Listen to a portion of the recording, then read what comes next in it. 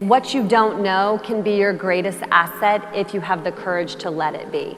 So if you don't have experience in it and you have an idea about it, if you know, so often we'll say to ourselves, well, I didn't go to school for that, or I don't have a degree in that, or why would I be the one to cut off feet of my pantyhose and take down an industry when there's billions, you know, billion-dollar companies. But what I didn't know actually worked in my advantage. But I had to have the courage to say, don't keep talking to myself and say, try it anyway, try it anyway. Maybe you are the one that knows. Maybe you are the one that knows. So I have always written my goals down about what I wanted to achieve, and I really attribute a lot to that. And then aim high. It's really true. And then trust your gut. It's so important to trust your gut. Ever wished your clothes fit just a little better? That's exactly what sparked a billion-dollar idea for Sara Blakely, the founder of Spanx.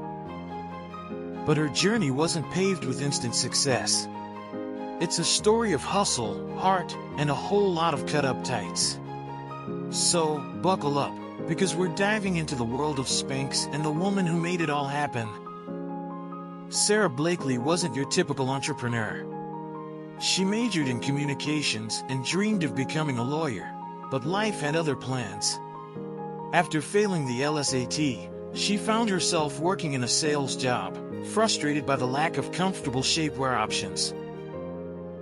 Be a lawyer, and I'm a terrible test taker. After I basically bombed the LSAT, I tried out at Disney World to be goofy, and you have to be 5'8", and I'm only 5'6", so I'm the height of a chipmunk, which was like, I guess you could say, sort of felt a little bit like rock bottom. I wasn't gonna be a lawyer, and I was too short to be goofy. There was a moment when I was selling fax machines door to door, and I was constantly being escorted out of buildings, or sometimes people would rip up my business card in my face, which was a typical occurrence. And one day I pulled off the side of the road, and I literally thought, I'm in the wrong movie. Like, this is not my life. Cut, call the director, call the producer.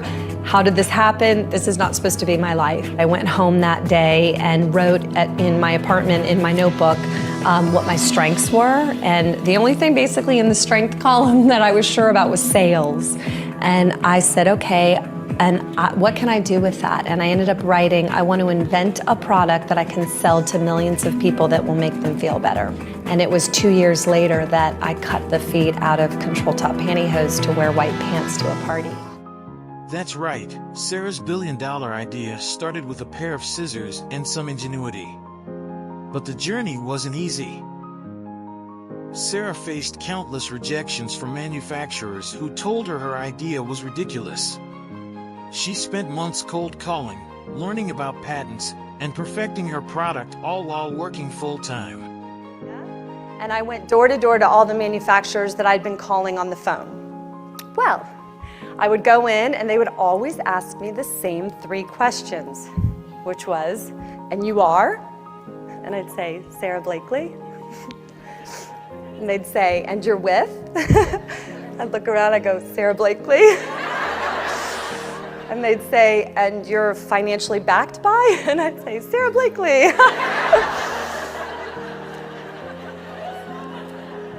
So, you know, so nice to meet you, Sara Blakely, but we're not interested. They all escorted me out, and I didn't have any luck on that road trip. But what happened was 2 weeks after I drove around North Carolina in person, I actually got a phone call from one of the manufacturers in North Carolina, Sam Kaplan, in Charlotte, and he said, I quote, Sara, I have decided to help make your crazy idea. And when I asked him why he had the change of heart, he simply said, I have 2 daughters.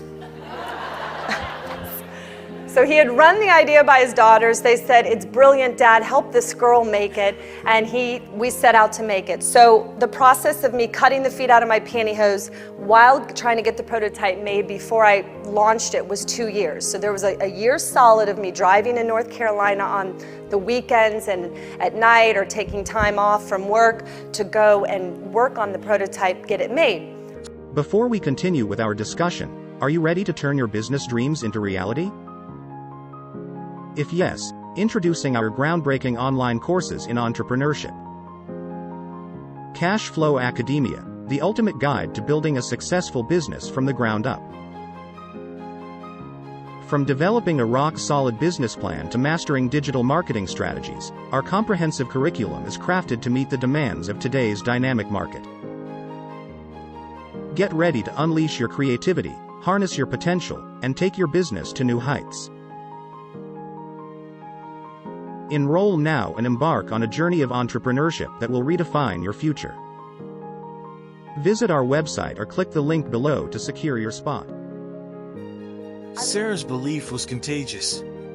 She eventually found a manufacturer willing to take a chance, and with just $5,000 in savings, Spanx was born.